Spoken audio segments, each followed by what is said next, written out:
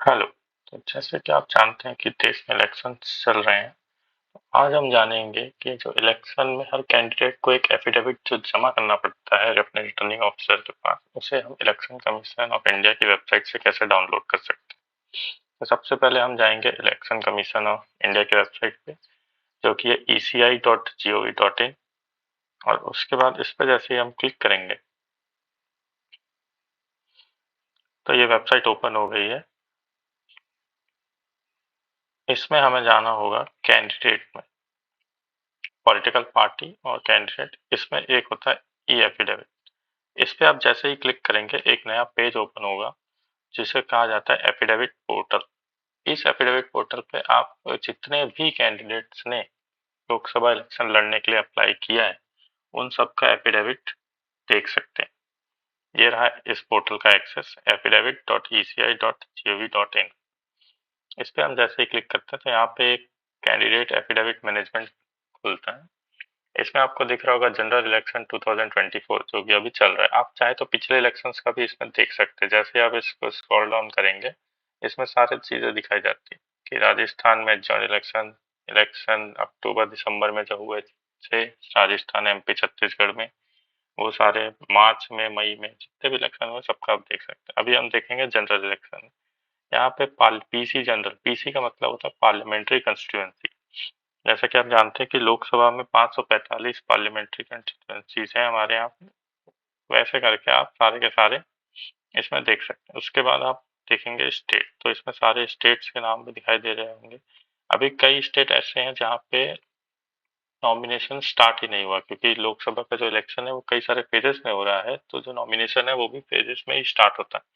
जैसे अगर हम उत्तर प्रदेश में वाराणसी का देखेंगे तो इसमें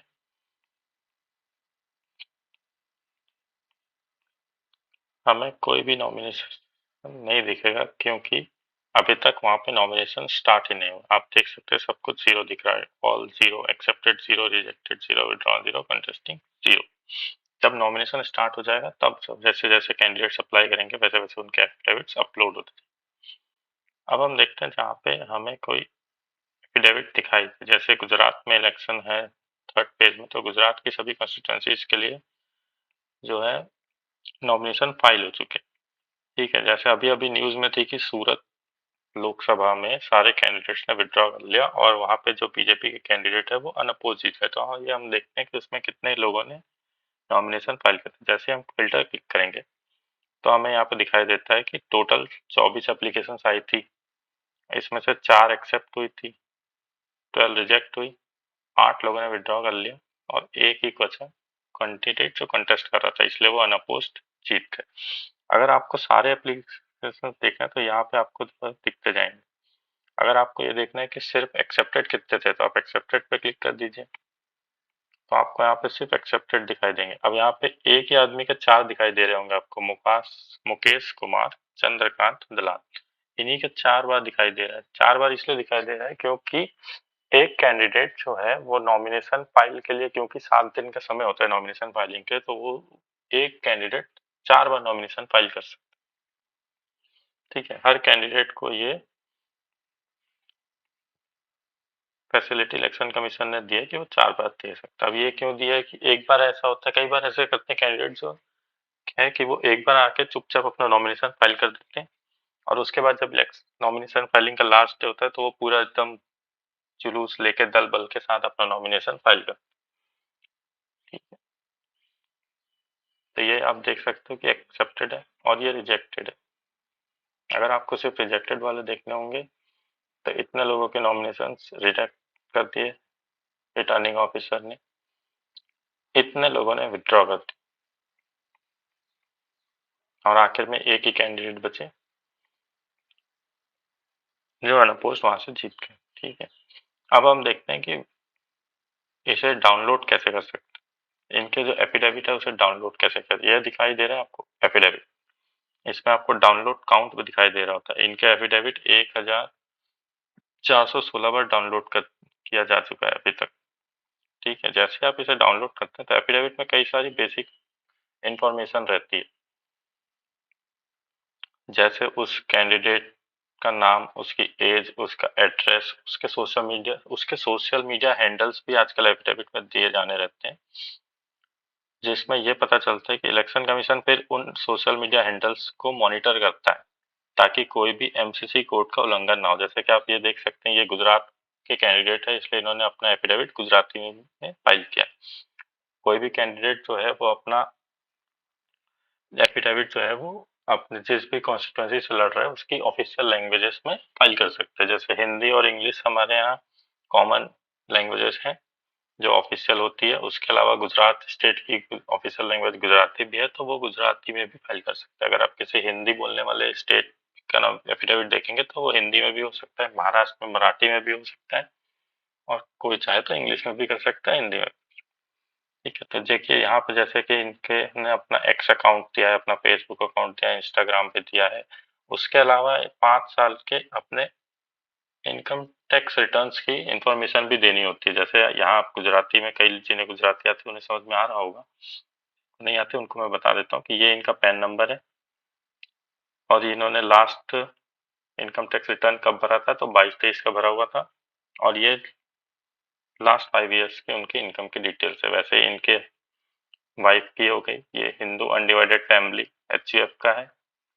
ऐसे करते करते आप देखेंगे उसके बाद एक और जो क्रूशल इंफॉर्मेशन जो एफिडेविट में डिक्लेयर करनी होती है वो होती है क्रिमिनल रिकॉर्ड्स की।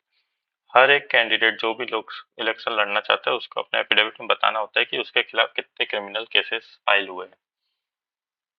कि मैं या तो वो ये बताए कि मेरे ऊपर कोई क्रिमिनल केस अभी पेंडिंग नहीं है, या तो वो बताए कि मेरे ऊपर क्रिमिनल केस पेंडिंग है, और फिर उसकी डिटेल्स कौन से थाने में है, वो किस चीज के लिए वो रजिस्टर हुआ था, किस टाइप का क्राइम था, वो सब उसे दिया बताना पड़ता है एफिडेविट में। इसका रीजन ये होता है कि कोई भी कैंडिडेट जो क्रिमिनल बैकग्राउंड के साथ इलेक्शन में खड़ा होता है उसे वोटिंग से पहले कम से कम 3 बार न्यूज़पेपर में ऐड देनी होती है कि मेरे खिलाफ ये क्रिमिनल केसेस चल रहे हैं।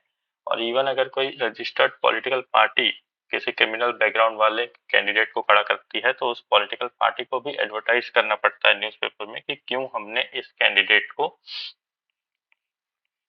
टिकट दी है। ठीक है, इसके अलावा इनकी सारी प्रॉपर्टीज के बारे में भी यहाँ लिखा रहता है, इनके लैंड वैंड जो भी होगा इनके अगेंस्ट में, जमीन हो गई, आपके आपके ज्वेलरीज, गोल्ड हो गए, शेयर्स हो गए, वो सारी चीजें भी इसमें डिक्लेयर करनी पड़ती।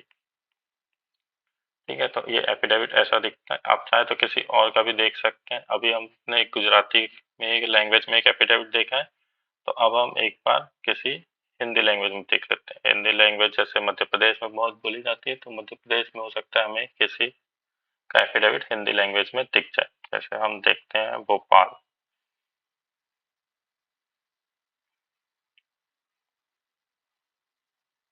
तो यहाँ देख सकते हो आप कि ये कॉन्टेस्टिंग जीरो आ रहा है। कंटेस्टिंग जीरो इसलिए आ रहा है क्योंकि भोपाल में अभी इलेक्शन को टाइम है, इसलिए नॉमिनेशन का पूरा पूरा अभी फाइलिंग होनी बची हुई है। कई सारे जो एक्सेप्टेड दिख रहे हैं, इन्हीं में से जो डुप्लीकेट एंट्रीज होंगी, जैसे मैंने आपको बताया कि एक कैंडिडेट 4 बार नॉमिनेशन फाइल कर सकता है, तो उन डुप्लीकेट एंट्रीज को हटा के, रिजेक्टेड वालों को हटा के, विड्रॉन वालों को हटा के जो है नंबर ऑफ कंटेस्टिंग कैंडिडेट्स आ सकते हैं। बट अभी हमें किसी का भी एक एफिडेविट देखना है तो हम किसी का भी एफिडेविट खोल सकते हैं। जैसे हमने अगर व्यू मोर में जाएंगे, एफिडेविट डाउनलोड,